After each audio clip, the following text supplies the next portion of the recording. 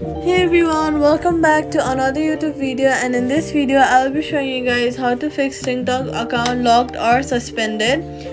First of all, open TikToks and go through the account locked or suspended screen. Tap appeal or contact support. Explain your case and provide any required proof, identity or uses.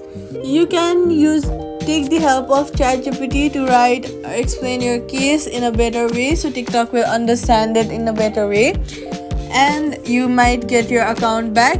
And wait for after you send the explain case, you are going to wait for TikTok's response through email. They will send you their response through email, and you will see if your TikTok account is going to be back or not. Safety tip: do not use VPNs or services that violate TikTok terms. They may lead to suspension. Quick fix: try logging in on a different device or a web browser. Then appeal if you still see the lock message. Subscribe for more TikTok fixes and tutorials.